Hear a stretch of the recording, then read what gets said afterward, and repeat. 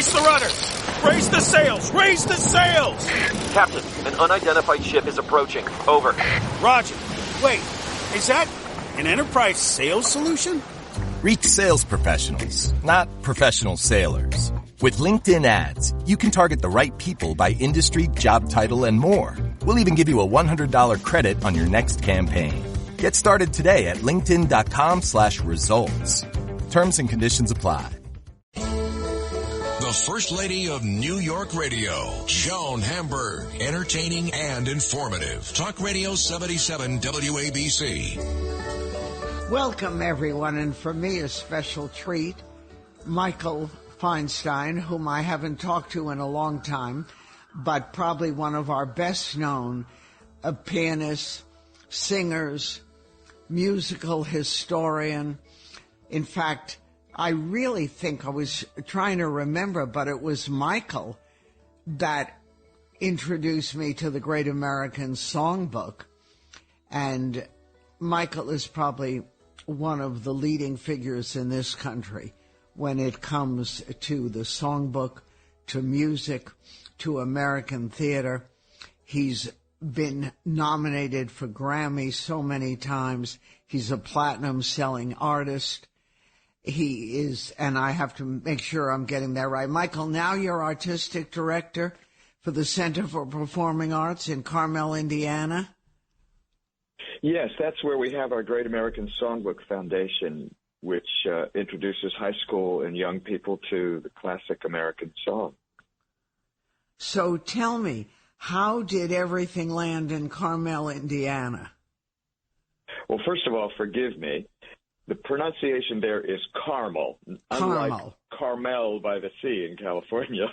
Right, or Carmel that you eat. Right. Well, it landed there because the city of Carmel, Indiana is it's a model city. It was named by Money Magazine as one of the top best, most livable cities in the country because of the combination of education, of culture, building a new performing arts center, and corporations moving there.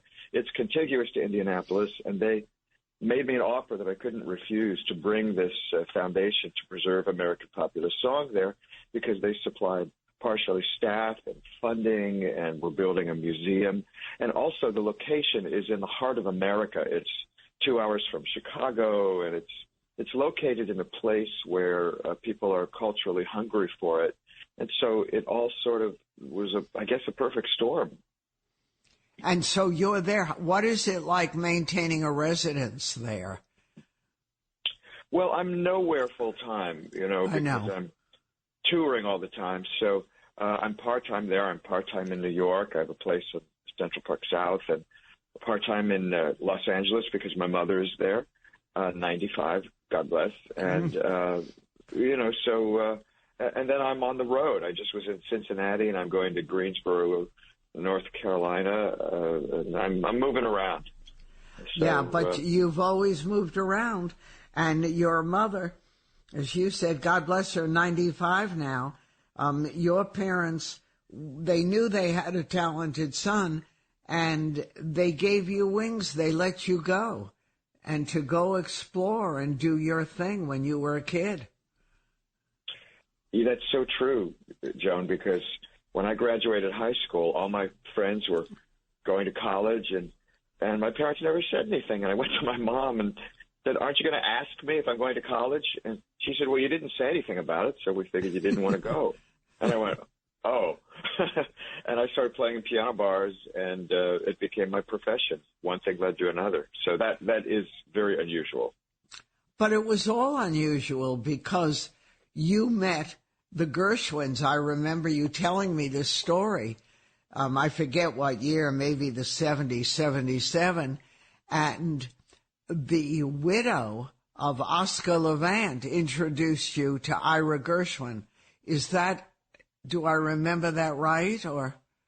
Yes, you even got the year right, so don't ever doubt your memory. Yeah. No, sir. Yeah, Yes, I moved to Los Angeles late in 1976 when I was 20 years old, and I met June Levant, Oscar Levant's widow, and Oscar Levant being the great Gershwin interpreter, and the wit who said funny things, like he was in Doris Day's first movie, and later he said, I knew Doris Day before she became a virgin. That's right. And he said Elizabeth Taylor, when Elizabeth Taylor left Eddie Fisher to marry Richard Burton, Oscar said, how high could anyone stoop? But anyway, June Levant introduced me to the Gershwins. Ira Gershwin, who wrote the lyrics to the songs. Ira was 80 years old, and I ended up spending 6 years working for Mr. and Mrs. Gershwin, and it taught me most of what I know about interpreting the songs that I now perform all over the world.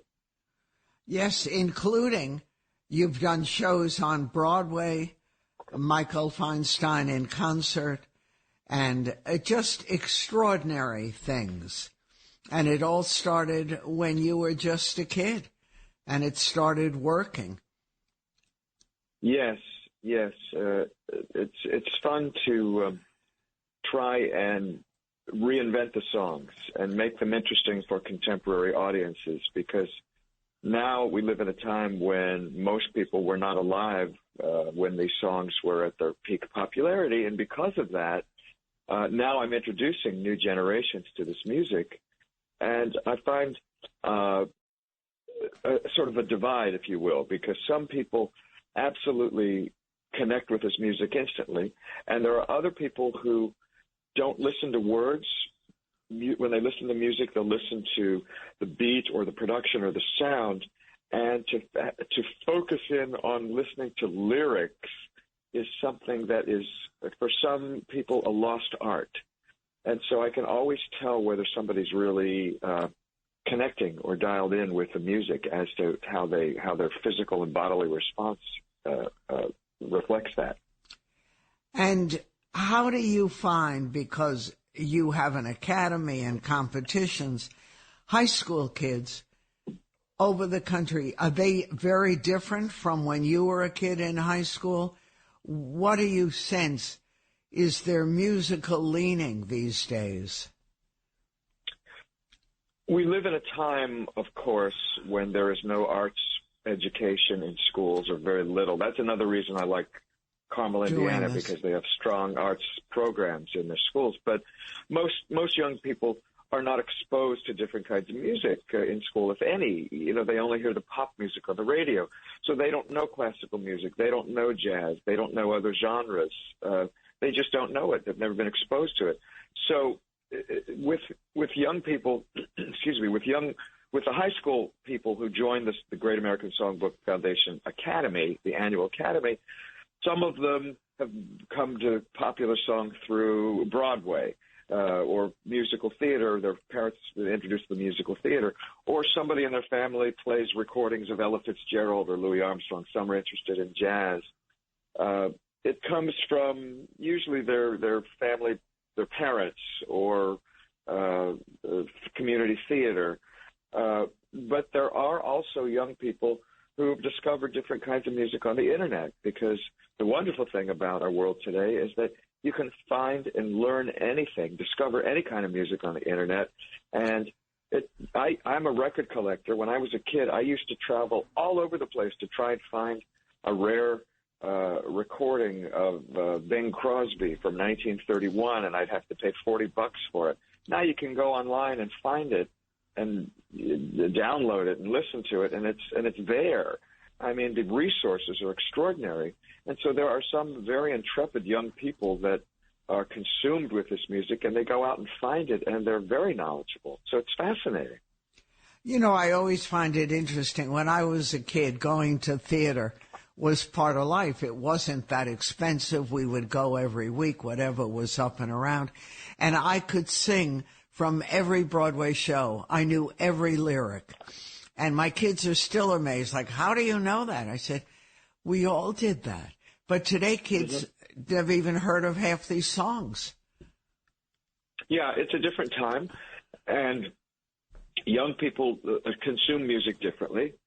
And so it's a whole different thing. There's visual elements, and it's about beat, and it's about feeling. But young people absolutely listen to lyrics. I don't know how many can recite a very complex rap or hip hop piece, but the words are important. The words are not the same form. It's a completely different thing now, and I always tell people that the Great American Songbook is ever evolving, because I don't believe that there's an end date or an end cap on it. I think that there are songs being written today that, if they're collectively known in 25 years and sung and heard by millions of people, they'll become part of the eternal songbook. But I hear contemporary music, and I couldn't tell you what is going to last, because it's only time that determines that. And my sensibility is different, but it changed. It always happens with every generation. Every generation always says, "Well, our music was better, and this is awful," and then it sort of becomes assimilated, and life goes on. And what's happening when it comes to CDs and albums? Do you constantly keep up with that and do it yourself? Well, my most recent release, which is called Gershwin Country, that was on the country charts, actually, which was a great thrill. It's duets with country singers, including Dolly Parton and Brad Paisley. But Gershwin Country was released on CD, on compact disc, and then, of course, all the download and streaming services also offer it. And so some people only know the recording, Gershwin Country, through Spotify or listening to it online, and then other people still want to have the physical CD. My fans, it's a real mixture. But, of course, when one listens online, they don't necessarily listen to the recording in a linear fashion as one would with a CD or an old LP. You know, it's programmed and it's meant to be heard in a sequence. But now people will listen out of sequence or pick a favorite track or create their own playlist. So that's all different. So the unifying factor of one album with liner notes and with the visuals and the photos, all that's all changed for most people. And what about, Michael, I know you're on tour a lot. Has that changed over the years? It's changed in the sense that when I first started, I only played solo. You know, I'd play the piano for myself and I'd sing. And now I do a lot of symphony concerts. I do concerts, work with a jazz trio. I work with Ted Firth, the amazing pianist who is often my musical director. I'll do big band shows. I do different kinds of shows. Some shows, I've been doing a Judy Garland show called Get Happy in celebration of her centennial, and that's multimedia, where I have home movies supplied by the Garland family, by Liza and Lauren and Joe, Garland's children. So there's home movies, and it's sort of interactive. So I do different kinds of shows. But the other day I did a show at Carnegie Hall, and it was just with a band and no bells and whistles, just singing the songs, and it was a great evening because it was very relaxed and a lot of fun. And of all the things you do and are still doing, what's top of the Feinstein list?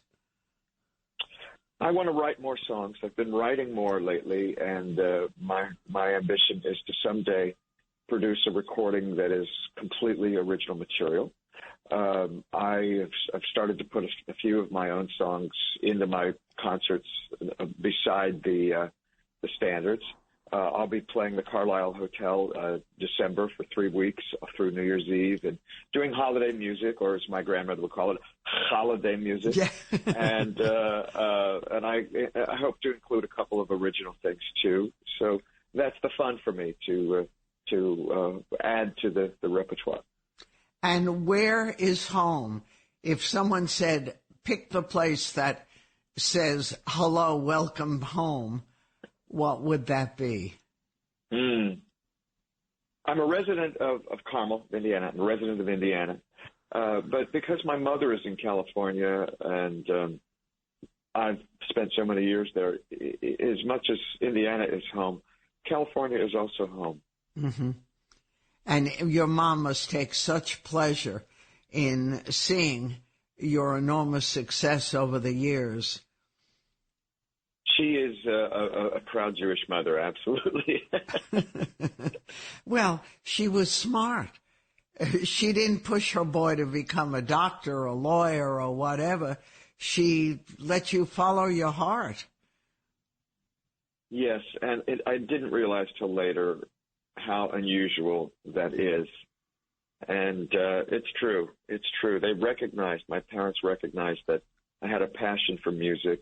And if it weren't for music, I wouldn't be happy in my soul. I mean, chemically, I had a DNA test where they measure different things in the body. And I lack, among other things, dopamine. I lack pleasure receptors. And my doctor said he doesn't know how it's possible that I'm not a drug addict or an alcoholic because I don't have natural dopamine. Highs, yeah. I don't have it. But the reason that I'm happy is because of the music. That's what makes me happy. And always, from the time you were a young guy. Exactly, yeah. And so that's my drug. Well, what a good drug to have. And how fortuitous that people recognize the talent early on. And instead of saying, oh, he's another kid who plays the piano and who sings, they nurtured it and gave a gift not only to you, but to all the rest of us. Oh, thank you. You know, Michael, I remember the early years when we were doing our show from Sardi's with the great Arlene Francis. Mm. And on that crummy Sardi's piano, which is older than I am, you would create magic. Do you remember that? Everyone would say, you can't ask him to play that piano. And I said, well, I have to ask him. It's the only piano they have. And what came out of that piano shocked even the piano. It was like, wow, how'd that happen? Well, that was a fun time. It was a thrill, to come to Sardi's. And eventually they put my caricature on the wall. And that's, thanks to you and Arlene for having me there so often that I became familiar there. So I know. It's interesting, isn't it? When you think about the things that you care about, you would never have thought that was such a deal, but it's such a deal. Yeah, true. And it makes such a difference. Do you think Broadway thoughts these days? Occasionally. Yeah, I toy with the idea of it, but, the world, right now, everything is in transition, and arts are in transition as audiences are changing and there's more streaming and all that. And I'm trying to think of something that I would want to do on Broadway that would be the live experience, that is most appropriate for that venue. And I'm thinking about a show about my relationship with Ira Gershwin, kind of like my own Tuesdays with Maury, because that's the kind of effect he had on me. I would love that. I think everyone would love that. And they were such times.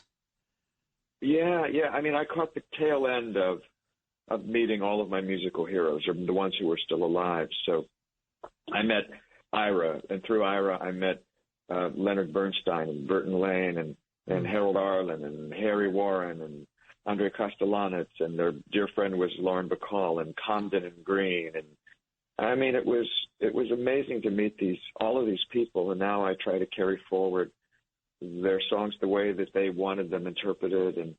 And so it all happened because as a 20-year-old, I cared about what came before me. And even though there was a 60-year age difference between Ira and myself, we literally spoke the same language, the same musical language.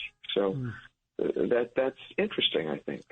And it would not only be interesting, it would make for great theater, because each and every one of those people has a story that's unbelievable and an impact on you. Were they all good to you? Yes. The only person who was prickly, and it's not me personally, it was with everybody, was Stephen Sondheim, who could be absolutely wonderful, and the letters and the kindness he showed to so many people was incredible. But he also was an alcoholic, and sometimes he could get very mean. And I was the victim of his wrath on a couple of occasions, and other times he was the kindest man on the planet. But that was because of his addictions. Yeah. It didn't affect his genius. No, and he still produced. A lot of people didn't realize that he had this drinking issue. Yeah, and there were other things too, I hear, but that's that he obviously had to drink to deal with his own devils. Whatever. I don't know. But and one of his best friends was George Firth, who was rabidly AA. George was in AA for generations and tried to get Steve to go to AA, and he took him to an AA meeting, and George said that Steve was very, very emotional, hearing people tell all these stories. And when they left, he said, "Well, what do you think?" And Steve said, "This is one of the most moving experiences I've ever had, and I really understand why AA works." And George said, "Would you come to another meeting with me?" And Steve said, "No, I will never get near that place again." That's a funny story. Oh. And he never gave up his little pastime. No. When he was coming to my house for dinner, my secretary called him and said, "What would you like for dinner?" And he said, vodka, and more vodka. That was his verbatim response. Yeah. What an easy guess, right? Yeah. All you need is a glass. Yeah. Perfect. I remember when I was years ago, you called to say you were going to get married and that Judge Judy was going to do the ceremony. Yes, she was the officiant. She went so far as to get, I forget the term, legal vestment to be able to sign the marriage license, and it was a dual ceremony. It was Judge Judy, a dual officiant. The other officiant was Reverend Gabriel Ferrer, who's the son of Rosemary Clooney and Jose Ferrer. So it was a very special day. Right, and you were very close to Rosemary Clooney, as I remember. Yes, I saw her daughter Maria yesterday, and I think of Rosemary every day of my life. I loved her. We did many, many shows together, and her voice just went deep into my heart from the first time I heard it as a kid, and I always felt so amazed that she had become a friend of mine. Mm. And I'm telling you, Michael, you have such great material that you could really do a fantastic show. The problem is the time it takes with all your work and concerts, and I don't know how you could fit it in, but you could do it and should. I want to do it, and you're right. It is an issue about time and figuring out priorities. And a friend of mine who recently passed away, he was around 90 years old. He used to use the phrase QTR, quality time remaining. So I always think about QTR. I like that. And somewhere you're going to find it, because every story, every person who left a footprint in your life has something amazing to say through you and through your music. So I'm looking forward to it. Thank you. Thank you very much. Take care, Michael. I miss you, and come visit whenever you're around. I love you, and I'm grateful that we're friends, and thank you for this time. Michael Feinstein.